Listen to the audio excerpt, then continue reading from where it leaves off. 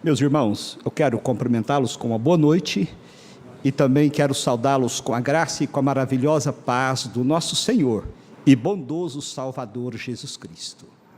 Ao nosso Deus seja dado toda a honra, toda a glória, todo o louvor, toda a adoração.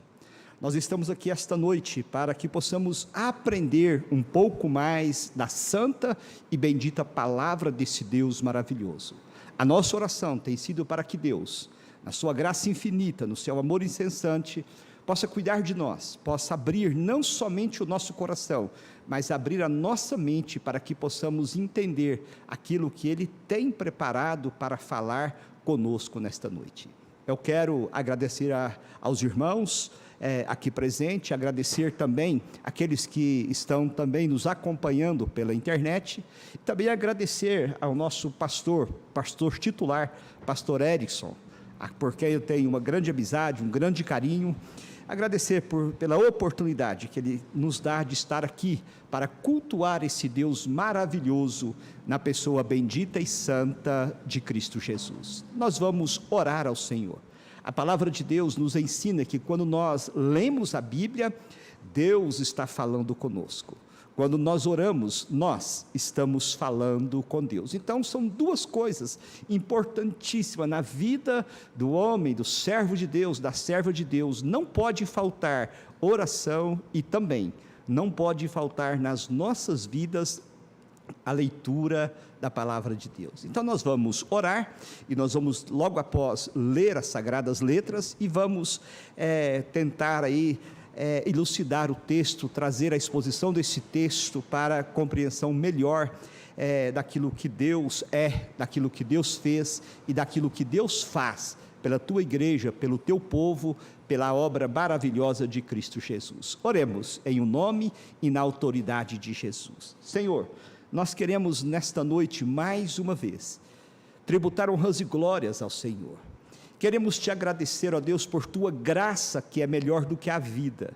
Queremos, Deus querido, nesta noite aqui neste lugar de culto, lugar de adoração, te agradecer pelos teus grandes e maravilhosos feitos, pela pessoa de Jesus, por esta obra maravilhosa e que, ó Deus, é aplicada em nós através do teu Santo Espírito. Deus, muito obrigado pela salvação, obrigado a Deus pela esperança, obrigado Senhor, porque somos chamados e somos feitos o teu povo, seus filhos, e por isso Deus, nós queremos então a Ti, tributar toda a honra, toda a glória e todo o louvor. Pai querido, nós queremos Te pedir que nesta noite, o Senhor possa instruir-nos com a Tua palavra, que nada possa nos impedir de ouvi-la, de entendê-la, e que possamos, ó Deus, não somente entender, mas que possamos também colocar em prática os teus ensinos, para a glória do Senhor mesmo. Nós oramos, ó Deus, colocando as nossas vidas diante do Senhor, e fazemos assim, com muita gratidão, no eterno, santo e glorioso nome do nosso Senhor e amado Salvador Jesus Cristo. Amém e amém. Queridos, eu quero convidar você para que possamos ler a palavra do nosso Deus na epístola que Paulo escreve aos Romanos. Epístola que Paulo escreve aos Romanos, o capítulo é o capítulo de número 5. Nós poderíamos desenvolver essa leitura desde o capítulo de número 3, e poderíamos ir até o capítulo de número 8, mas nós escolhemos aqui o capítulo 5, do versículo de número 1 aos versículos de número 11, e nós vamos então estar trabalhando, aprendendo um pouquinho mais de uma doutrina, de um ensinamento das Sagradas Escrituras sobre a ordem salutos, sobre a salvação de Deus, a salvação que Deus aplica em nossas vidas. É interessante que quando nós falamos de salvação, como estamos vivendo esses dias aí, em que as pessoas falam que o espírito natalino envolve pessoas, e aí parece que tudo fica mais fácil, as pessoas esquecem que para falar de salvação é necessário que falemos então de uma série de coisas. É muito genérico quando a gente falar, porque o Senhor nos salvou. É certo, o Senhor nos salvou, mas para que nós pudéssemos então sermos salvos, Deus ele realiza obras antes da nossa existência. E esse texto trata da justificação pela fé. E é exatamente sobre esse tema, sobre esta doutrina que eu quero conversar com vocês esta noite. Paulo, trazendo aqui uma elucidação aos romanos, ele diz de forma clara e objetiva sobre esta doutrina. E eu quero então chamar você para a gente ler, e nós vamos ver vários outros textos das Sagradas Letras. O texto diz assim, por favor, acompanhe aí na sua Bíblia.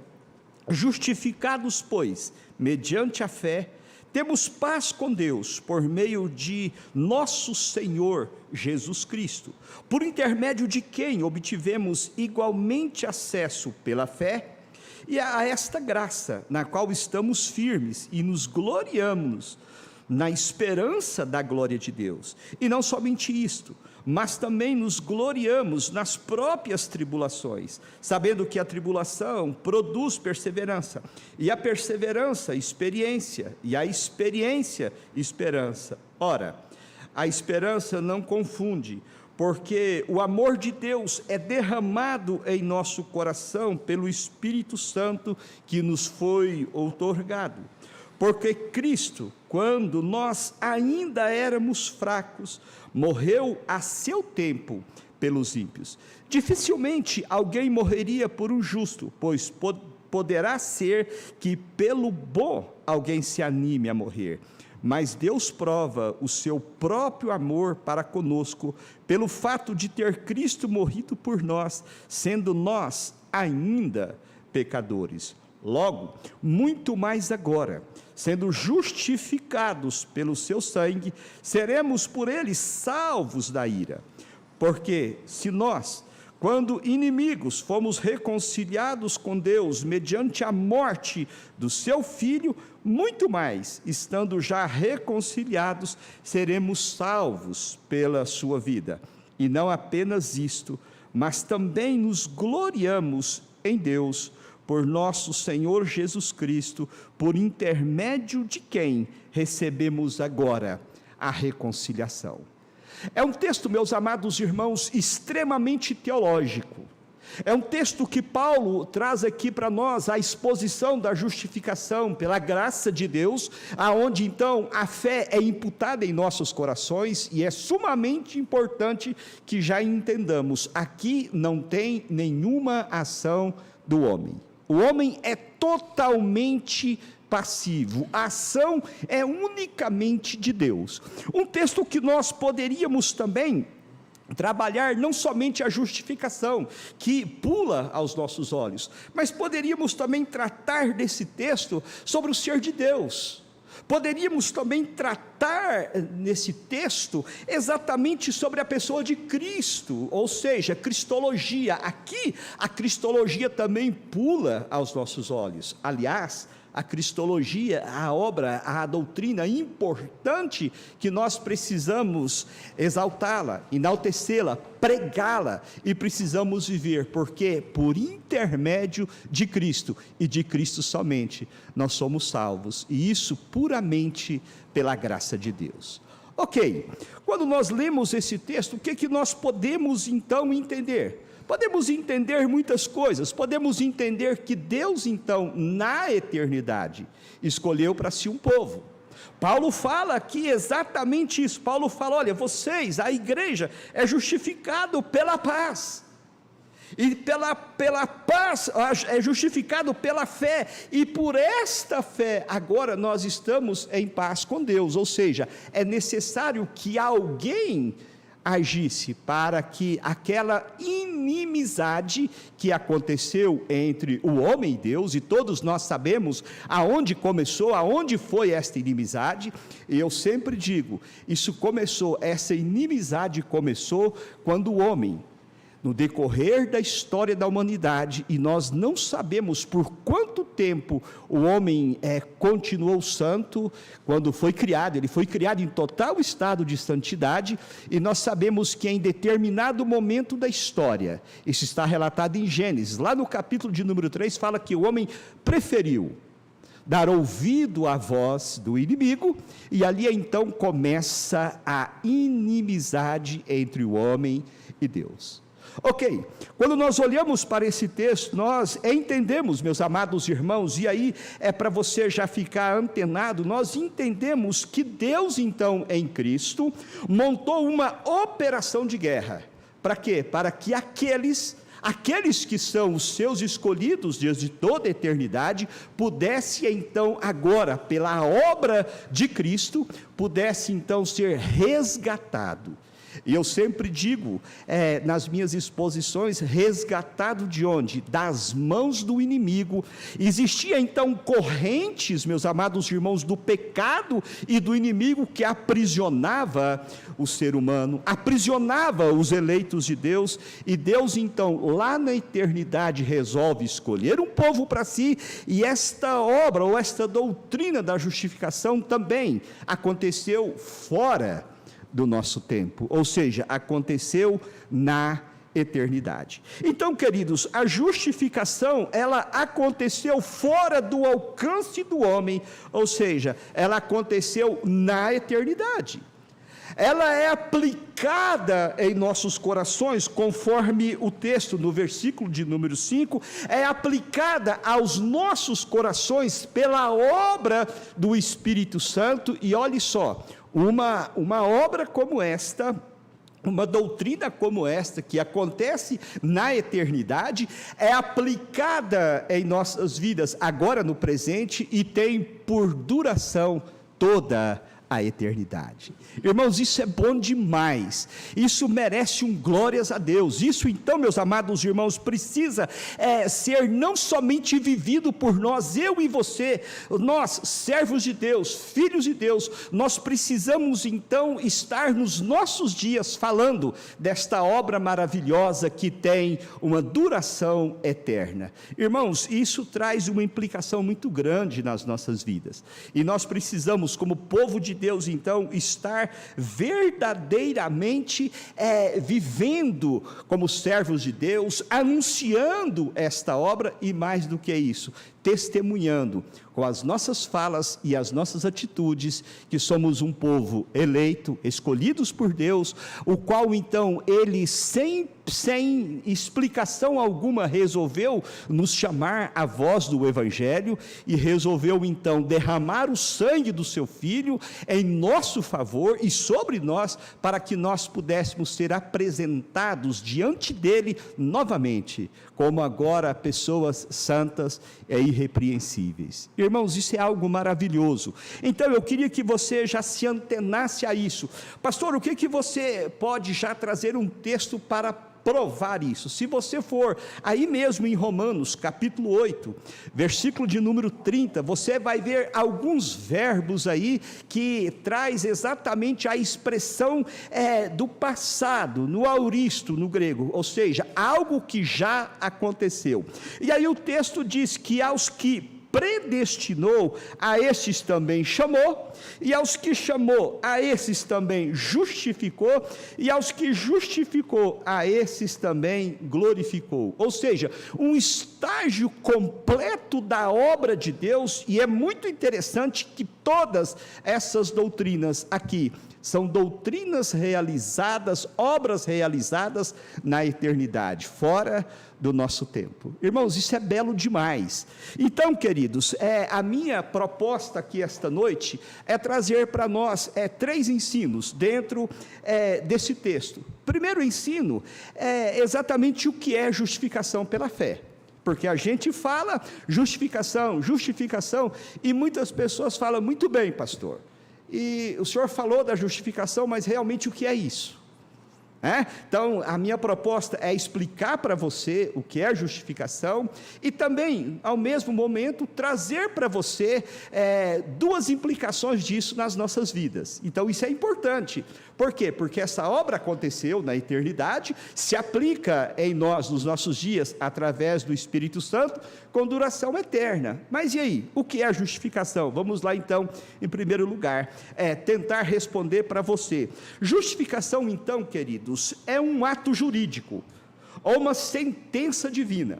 E aí já é importante a gente pensar. E aí eu queria trazer uma ilustração. Para que tenha uma sentença em um processo, é necessário então que haja um julgamento, concordam comigo? É necessário então que tenha um tribunal, e quando se forma um tribunal, pelo menos 3 pessoas precisam ter nesse tribunal. Precisa ter um juiz, e no caso o juiz é Deus. Precisa ter um advogado, do qual o advogado é Cristo, e precisa ter um réu, e neste caso o réu sou eu e você, ok? Então, só para a gente entender de forma melhor, a justificação então, um ato jurídico, uma sentença divina, aonde Deus declara perdoado todo pecador que crê em Jesus. Irmãos, quando eu olho para isso, eu falo, puxa, como que Deus é maravilhoso, me amou muito antes de eu existir ainda, e mais do que isso, não somente me amou, mas Ele determinou a minha salvação, e mais do que isso, além de determinar a minha salvação, Ele deu um meio pelo qual eu iria ser salvo, pelo qual você iria ser salvo. Então, meus amados irmãos, justificação é isso, mas essa é a minha tradução, essa é a minha conclusão.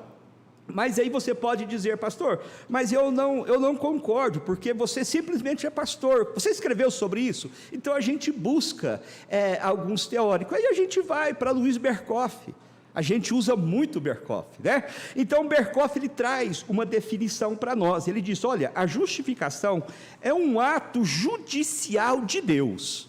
Opa, lembra do tribunal? Então, estava no tribunal, Deus, ele fala, olha, você está aqui, lógico, nós estamos exemplificando, viu, irmãos? Isso aconteceu na eternidade, mas estávamos representados lá por quem? Pelo nosso advogado, nós estávamos representados por aquele que se fez homem, que habitou entre nós, por aquele, meus amados irmãos, que nasceu de Maria, que padeceu sob o poder de Pôncio Pilatos, aquele que foi crucificado, foi morto e sepultado, mas que ao 3º dia venceu a morte, meus amados, e não somente venceu a morte, como também foi assunto aos céus, e não somente foi assunto aos céus, e me perdoe pela expressão somente, porque tem mais bênçãos, ele está lá, ao lado de Deus, governando de forma plena, e mais do que isso, como somos seus servos, como somos seus cordeiros, ele intercede por nós todo momento. Irmãos, pessoal, que coisa maravilhosa, ele olha para Deus, fala, Deus, olha lá o pastor Lázaro, um pecador, um miserável, mas é o teu servo, eu morri na cruz por ele, eu derramei o meu sangue por ele. Meus amados, então, olha só, Berkoff fala, a justificação é um ato judicial de Deus, no qual ele declara, baseado na justiça de Jesus Cristo, que todas as exigências da lei estão satisfeitas com respeito ao pecador. Ou seja, irmãos, quando então o Senhor olha para nós, quando o Senhor olha para a igreja, quando o Senhor então olha para nós neste mundo caído, cheio de pecados, nesse mundo miserável que nós vivemos, em meio a uma sociedade caída, e às vezes, hora ou outra, acontece o acidente do pecado em nossas vidas, e o inimigo, que não é bobo em nada, a gente tem que falar um pouquinho sobre ele, porque ele é o nosso acusador, sabe, como ele fez com Jó, ele pode e faz conosco também, mas aí o Senhor olha e fala, Pai, é tudo isso, mas eu morri por eles, eu marquei eles, é o seu povo, são os seus eleitos. Então, queridos, Berkoff traz essa definição joia, legal, e a minha definição corrobora com ele. Por quê? Porque fala que é um ato jurídico, ou seja, é um ato que precisou acontecer no tribunal de Deus. Então, queridos, nós podemos entender que a justificação não é um processo de renovação. E consegue entender isso? Porque se é um ato, ou seja, aconteceu. A santificação, sim, ela é um ato, e ela é um processo, e é um ato. A santificação é assim, a justificação não. A justificação, a obra é somente de Deus, na pessoa de Jesus. Então, na justificação pela fé, o homem, meus amados irmãos, ele não tem o seu interior mudado como na regeneração. Ou seja, vamos exemplificar isso, tá? Quando é que nós sabemos que aquele malfeitor na cruz era um predestinado? Quando que nós entendemos que ele era um justificado?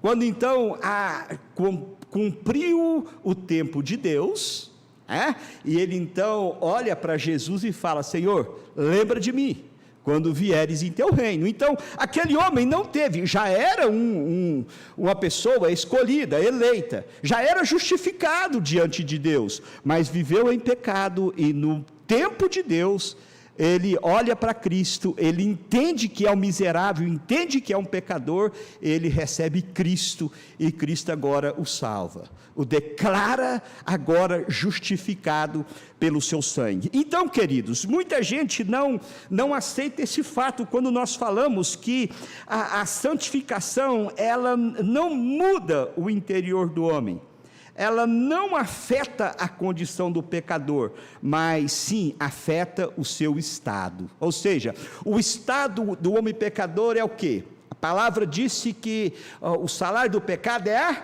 morte.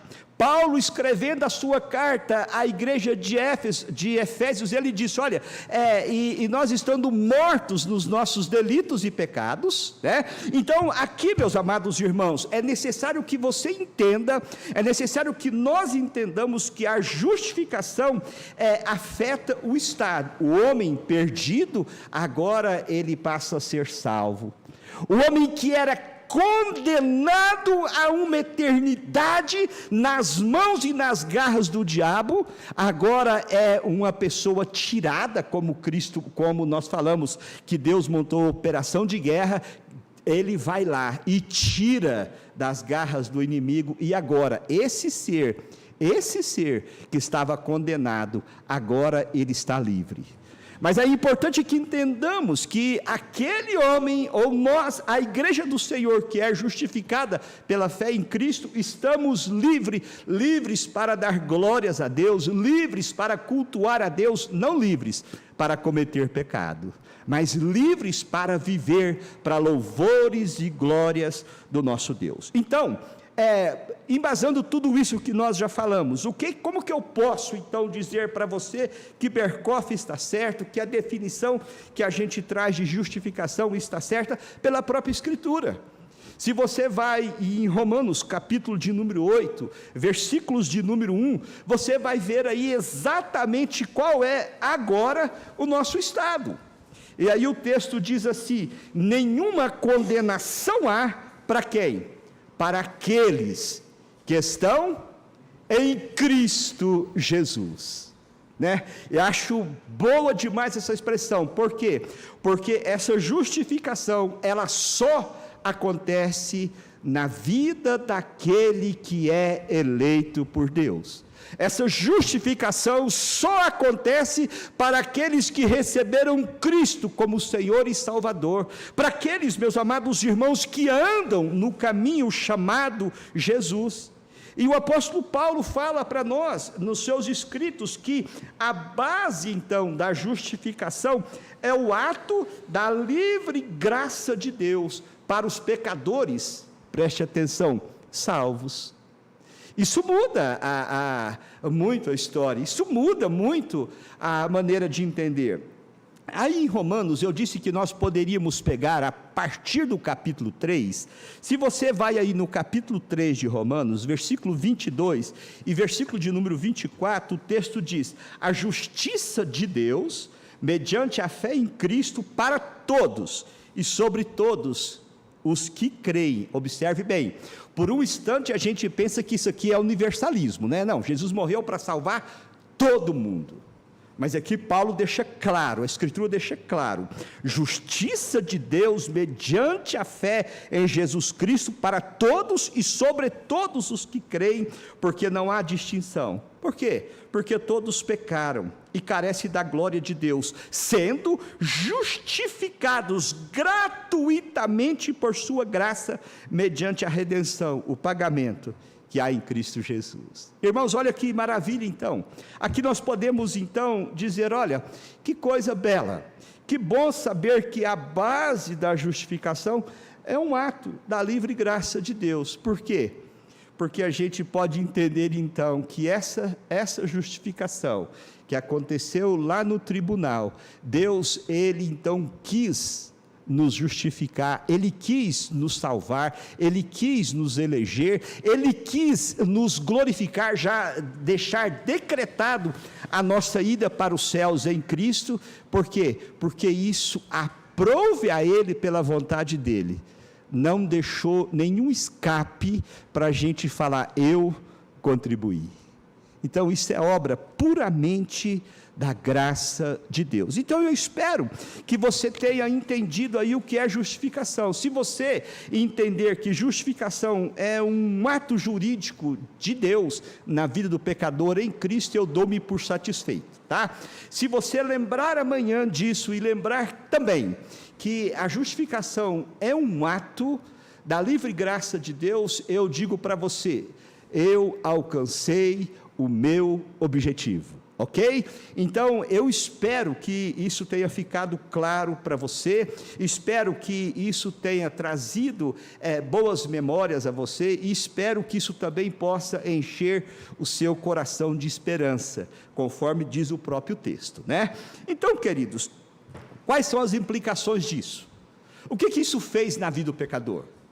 O que isso pode fazer ainda nos dias de hoje na vida do pecador? Aí eu trago para vocês, trago para nós aqui, para a gente pensar em duas implicações da justificação pela fé na vida dos eleitos de Deus, tá? Ou seja, duas implicações desse ato do mais alto grau da justiça de Deus na minha vida, na sua vida e na vida daqueles que creem em Cristo e que têm procurado viver e vivido no caminho chamado Cristo. Então, quais são essas implicações? Vamos ver duas implicações. Se você está aí com o texto ainda de capítulo 5 de Romanos, se você pega aí do versículo 1 até o versículo 6, essa divisão homilética é minha, ok? Pode ser que outros pregadores, pode ser que outros expositores possam dividir esse texto de outra forma.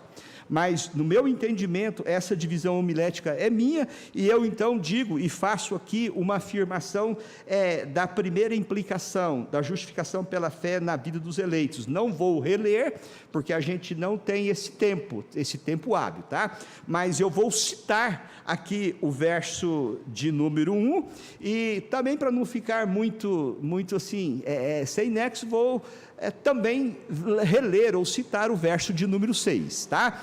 Então aí é importante que a gente veja essa implicação.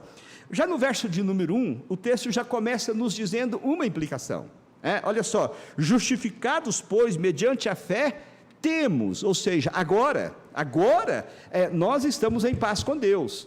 Então isso já mostra que antes de Cristo nós não tínhamos essa paz com Deus. Então ele diz, olha, temos paz com Deus por meio de Jesus Cristo. Verso de número 6, porque Cristo, quando nós ainda éramos fracos, morreu ao seu tempo pelos ímpios. Muito bem, vamos então aqui entender, meu irmão, minha irmã, nós recebemos a herança de pecado, concorda? O salmista Davi diz lá no Salmos de número 51, eu nasci em pecado, e em pecado me concebeu a minha mãe. Ou seja, nós recebemos a herança do pecado, nós cometemos pecado nos nossos dias, mesmo sendo salvos pela graça, cometemos pecado. Lembra que eu disse que a justificação, ela afeta o estado, mas não o interior? Então, cometemos pecado, recebemos a herança de pecado, e isso então, este recebimento e o fato de cometer pecado, isso nos tornou e nos torna inimigos de Deus. Por isso, queridos, nós somos totalmente incapazes de nos aproximar de Deus, e é a Bíblia que diz isso. É interessante que quando você conversa com pessoas que não creem em Jesus, você fala de Deus, eles até vai. Você fala do Espírito Santo até, mas você entra com Jesus, e aí, irmão, se não tem Jesus, acabou a salvação. Tá? Se não tem Jesus, não tem jeito, não pode ferir a cristologia. Por quê? Porque Jesus disse assim, eu sou Olha as expressões: o caminho, a verdade e a vida. Tá, mas não tem um ponto aí, tem um ponto e vírgula, né? Aí ele diz assim: ninguém vai ao Pai se não for por mim. Uau! Então, meus amados irmãos, nós cometemos pecados, somos pecadores, recebemos a herança do pecado, e a Bíblia fala que somos assim, que éramos assim. A Bíblia fala que todo homem sem Cristo é assim. Olha só, aí no capítulo 3, verso 10 a 12 fala: como está escrito, não há justo nenhum sequer, não há quem entenda, não há quem busque a Deus. Todos, irmãos, e entre esses todos estávamos eu e você, entre todos. E eu costumo dizer assim, deixa eu dar uma pausinha no texto aqui, eu costumo dizer que não existe crentinho. Tem gente que fala assim: mas pastor, meu filho nasceu na igreja. Eu digo: é um pecador igual você e eu.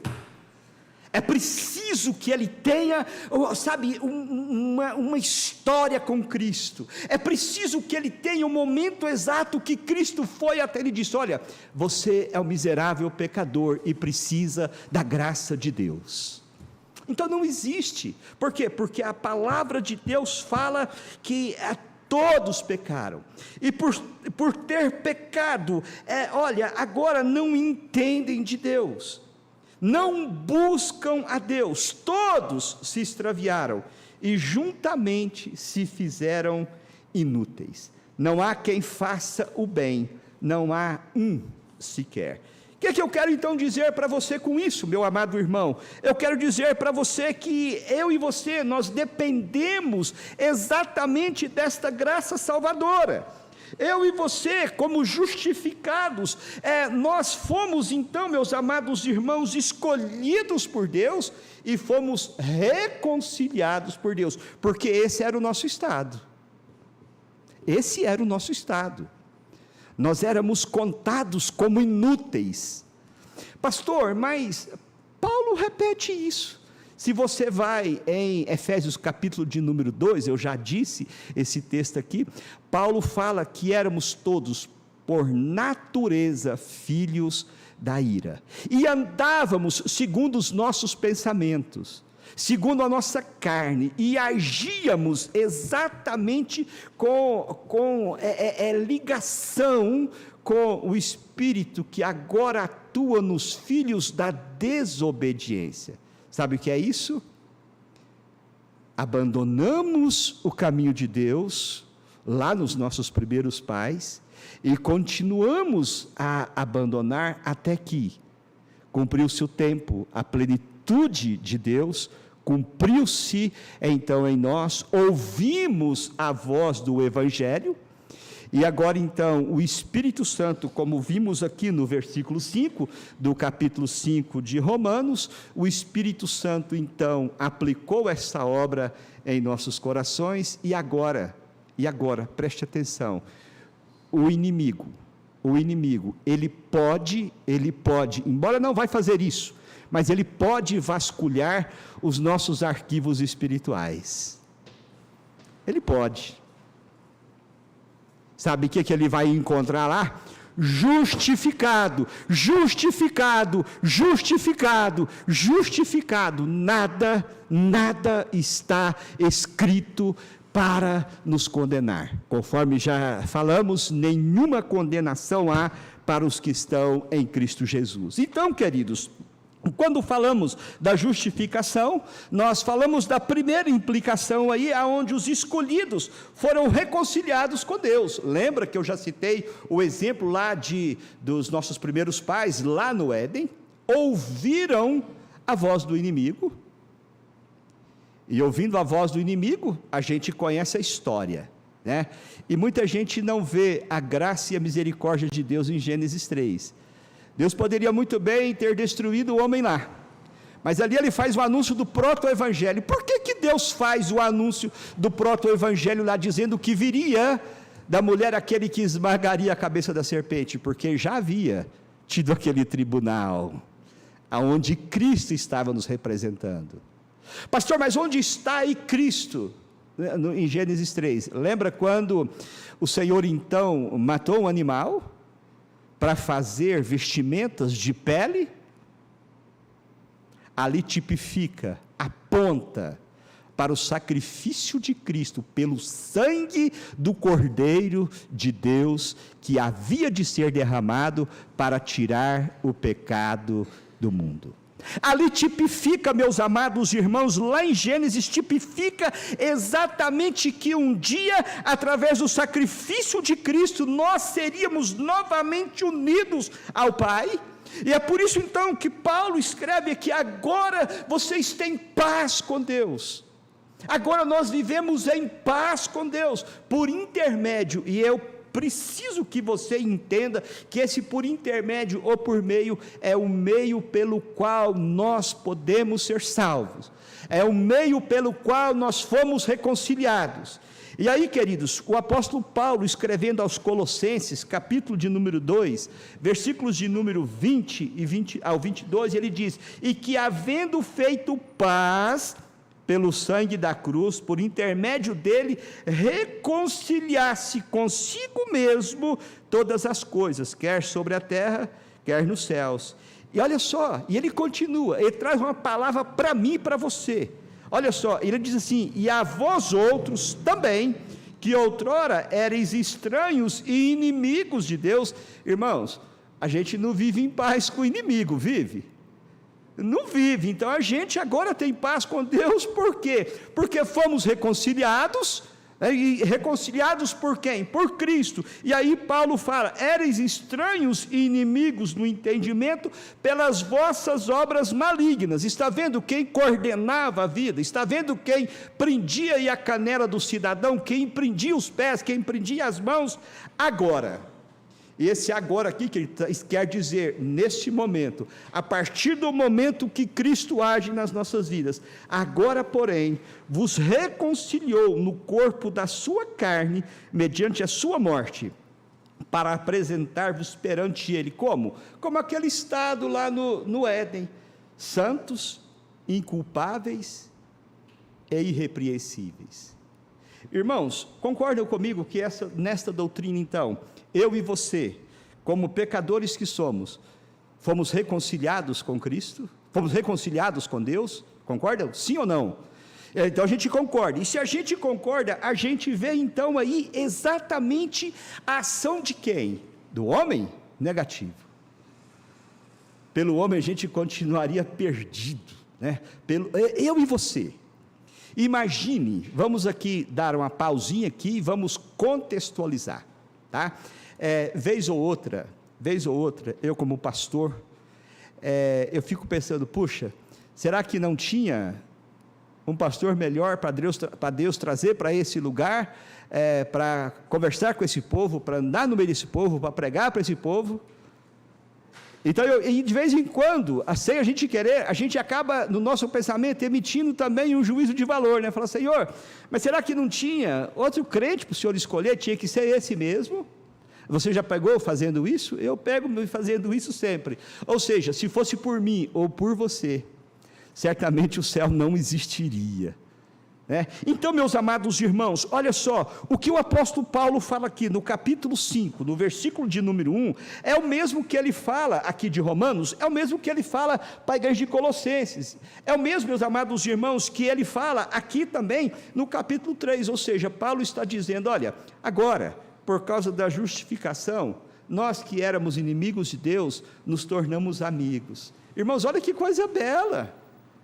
Acho precioso demais quando Jesus fala: olha, eu não vos chamo de servos, porque o servo não sabe o que faz o seu Senhor, mas olha a expressão bela e carinhosa: vos chamo de amigos. Irmãos, somente um amigo pode viver em paz com o outro amigo. Concordam comigo? Não dá, a gente não vive em paz com o inimigo.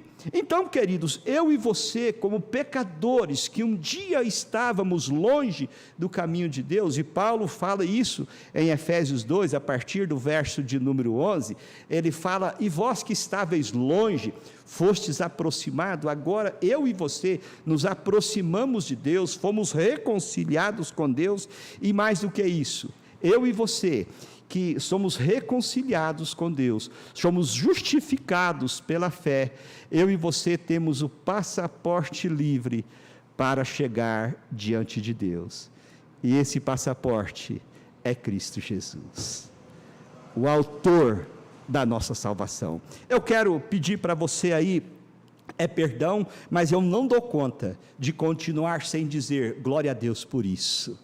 Glória a Deus por tão grande obra, aonde então o Senhor na eternidade escolhe para si um povo miserável, caído, fracos, inimigos, e torna esse povo exatamente o seu povo, torna esse povo santo e irrepreensível, torna esse povo que era escravos do diabo, agora em servos de Deus, preso pelas algemas do pecado e pelas garras do inferno, e agora nos faz exatamente cidadãos dos céus. Irmãos, isso é uma obra que merece ser contada, e nós precisamos quebrar muitos paradigmas e dizer glórias a Deus por tão grande obra realizada através de Cristo Jesus. Então, meus amados irmãos, na doutrina da justificação pela fé, aprendemos que Cristo, somente Cristo, aplacou então a ira de Deus.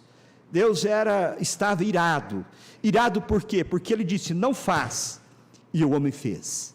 Ele estava, meus amados irmãos, Deus estava chateado comigo e com você. Nós que somos pais, quando os nossos filhos nos desobedecem, a gente fica feliz, não fica? O filho continua a desobedecer, e assim a gente recusa entender que o filho desobedeceu. E um dia, o homem recusou obedecer a Deus, mas Deus falou: isso não é o fim, eu amo esse povo com amor eterno. E como diz Jeremias, com benignidade eu atraí para mim esse povo. Irmãos, coisa bela. Paulo, ele fala isso, olha, sendo justificados gratuitamente pela sua graça, mediante a redenção que há em Cristo Jesus. Ou seja, a ação de Deus em aceitar o sacrifício de Cristo, e pela obediência de Cristo, ele torna eu e você, os salvos, os eleitos, os escolhidos de Deus, justificados. Então, nós estamos isentos na justificação. Guarde isso. Se você lembrar o que é justificação, que é um ato, eu já disse, mais alto grau da justiça de Deus, aplicado em nossas vidas através de Cristo, e se você lembrar que na justificação fomos reconciliados, eu me dou por satisfeito, tá bom? Lembre disso. Por que eu repeti? Para que possa ser de forma pedagógica. Tá? Ou seja, o pastor deu ênfase que a justificação é um ato da livre graça de Deus. O homem é totalmente passivo, ok? Bom, pastor, e aí a segunda implicação? A gente pode, eu disse para você na minha divisão, a gente pode ver aí no verso de número 8, e eu mais uma vez, com a sua permissão, vou ler apenas o verso 8 e o verso de número 11, para a gente ganhar tempo. Então o texto diz: mas Deus prova o seu próprio amor para conosco pelo fato de ter Cristo morrido para quem? Para todos? Não, morrido por nós, sendo nós ainda pecadores. Nós quem? Os seus eleitos. Verso de número 11: e não apenas isto, mas também nos gloriamos em Deus, através de quem? De nosso Senhor Jesus Cristo, por intermédio de quem recebemos agora a reconciliação. O que o texto está dizendo, meu amado irmão? O texto está dizendo, e minha irmã, minhas amadas irmãs, o texto está dizendo que aqui a justificação inclui recompensa, absolvição, aonde ele perdoou, e agora recompensa para os escolhidos de Deus. Então, veja só, nós temos a obra de Cristo, que é aplicada em nós através do Espírito Santo, mas para quê? Para que possamos então fazer o caminho de volta e morar com Ele. Lembra que eu disse que é uma obra que é feita na eternidade, aplicada em nós hoje, com duração eterna. Então, meus queridos, essa doutrina nos ensina que Deus perdoa os nossos pecados. Olha que belo: pecados passados, pecados presentes e pecados futuros. Mas isso não é, preste atenção, isso não é incentivo para a gente sair pecando, tá? Isso não é, e tem implicações disso nas nossas vidas. Então, queridos, o que acontece? Deus, Ele perdoa os nossos pecados e nos chama, ou nos considera de justo diante dEle. O que o nosso catecismo fala? Que é um símbolo de fé da igreja presbiteriana. O Catecismo Menor de Westminster disse que Deus nos aceita como justos diante de si, por causa da justiça de Cristo imputada em nós. O catecismo, que é um símbolo de fé, nos ensina isso, ou seja, Deus nos aceita como justos diante de si, mas por causa da justiça de Deus, ou seja, então, meus amados irmãos, agora, eu disse para você já, há um passe livre, eu e você podemos chegar a Deus a qualquer hora, através de Jesus Cristo. Por quê? Porque a inimizade foi quebrada, não existe mais a ira, agora existe a paz com Deus, a justiça foi feita em Cristo. Agora então, meus amados irmãos, eu e você, por causa da justiça perfeita de Deus, e essa justiça ninguém pode invalidar, Paulo fala então que agora nós podemos receber a vida e a vida eterna. É isso que ele fala aí no versículo de número 11. Mas se você quer aí observar mais, no próprio capítulo de número 5, o verso de número 18, a Bíblia fala assim: pois assim como por uma só ofensa, lembra de Adão lá no Éden, veio o juízo sobre todos os homens para condenação, assim também, por só um ato de justiça, veio a graça sobre todos os homens, para a justificação que dá vida eterna. Ou seja, nós hoje podemos ver exatamente isso acontecido lá naquela cruz. Então, quando a gente fala de salvação, vocês observaram que o negócio é muito mais amplo?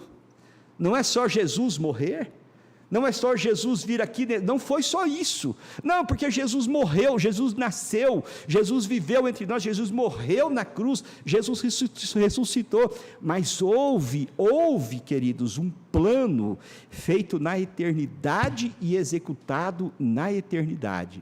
O que Cristo veio fazer, é por isso que o Senhor, quando ali no Evangelho de João, João mostra a missão do Filho. Se você vai lá em João 3, você vai ver a missão do Filho, e ele fala, porque Deus amou o mundo de tal maneira, olha a missão, que deu o seu Filho unigênito, para que todo aquele que nele crê, não pereça, mas tenha a vida eterna. Em Cristo então, meus amados irmãos, somos recompensados com a vida eterna. O ato da justificação pela fé, então, é uma herança dos eleitos de Deus. É uma herança. E aí, irmãos, a gente não compra herança, concorda comigo? A gente não compra herança.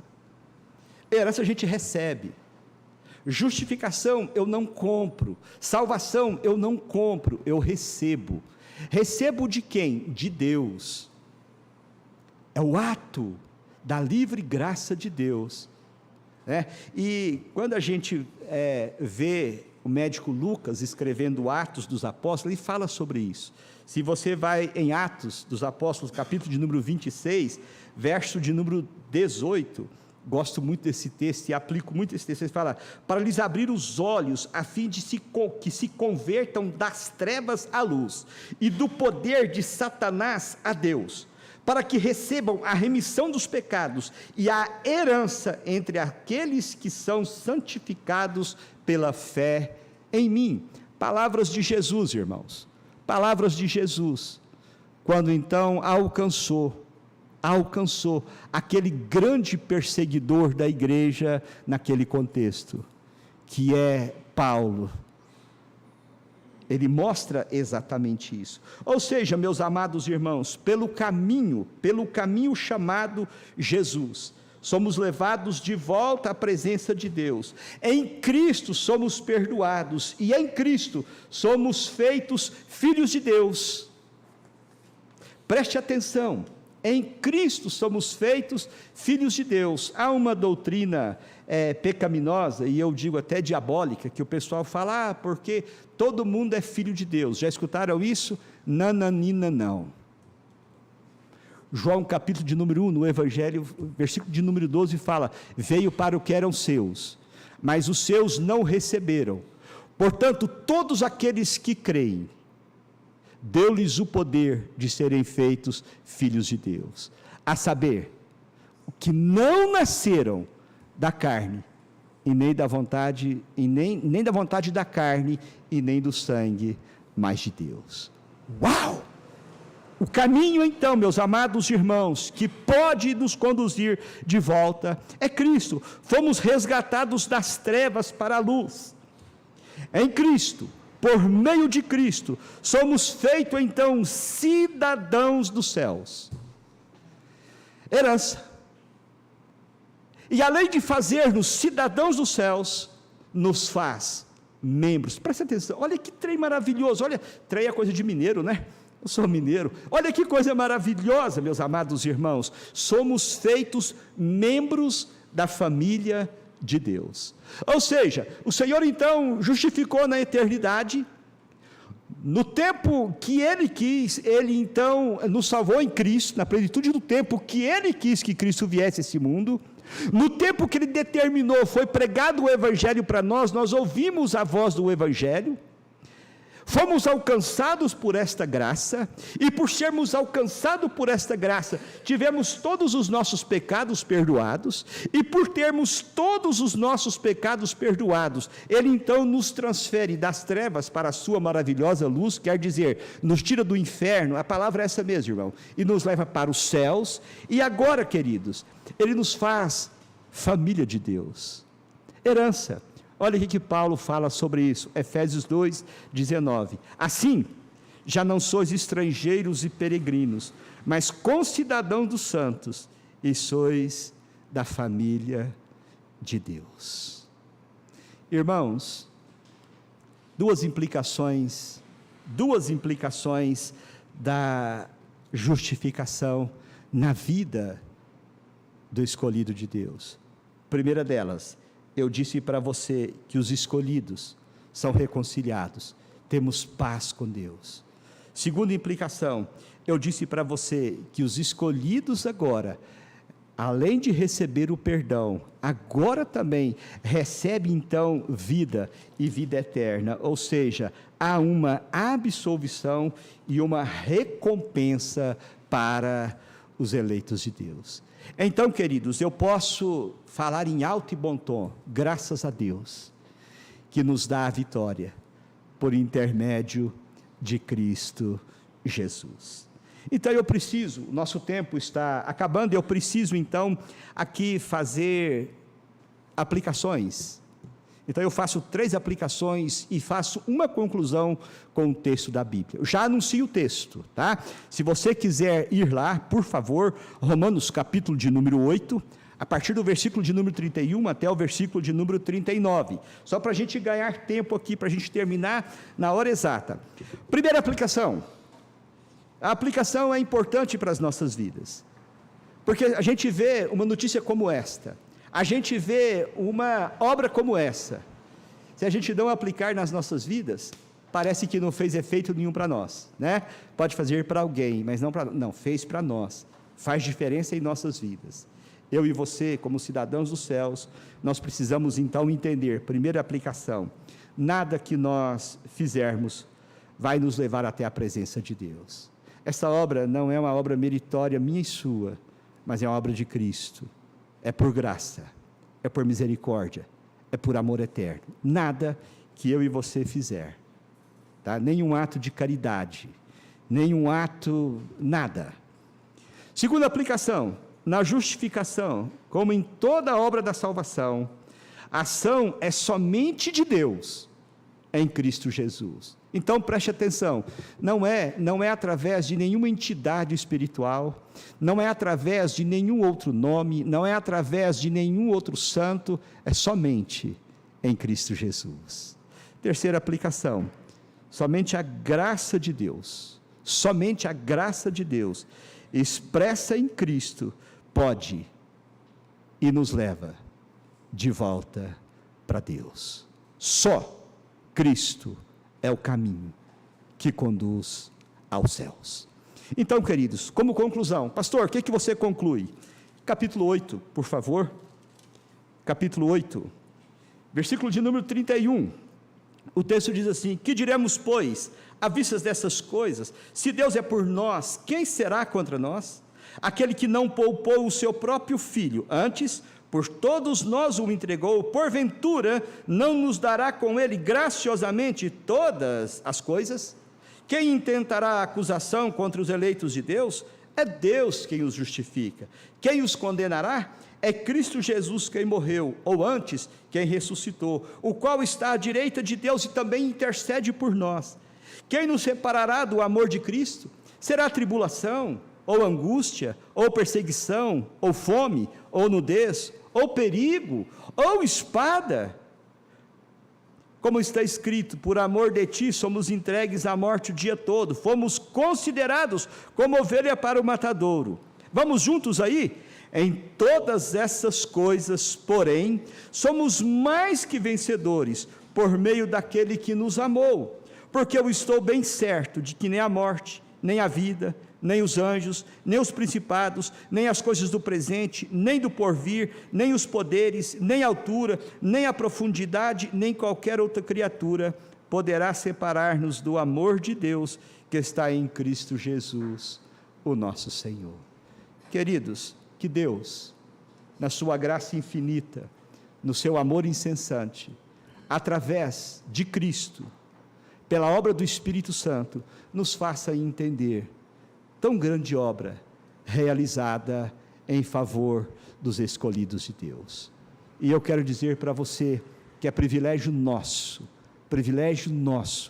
poder ser povo de Deus, escolhido de Deus, para viver com Ele por toda a eternidade. Nós vamos orar mais uma vez, agradecendo a esse Deus por esse momento. Espero que Deus, de alguma forma, tenha trabalhado o seu coração e a sua mente, tenha trazido a você coisas especiais para a glória dele mesmo. Oremos em o nome e na autoridade de Cristo. Pai querido, mais uma vez, queremos te agradecer, queremos te bendizer, queremos te enaltecer por tão grande maravilha que nós podemos ver na obra de Cristo, tanto na eternidade quanto aplicada em nós nos nossos dias. Pai, que o Senhor nos conduza sempre no caminho santo, que possamos, ó Deus, ser encontrados pelo Senhor santos e irrepreensíveis, e que possamos assim viver para a glória do Senhor. Te louvamos, te agradecemos e bendizemos o nome do Senhor, e fazemos assim com gratidão,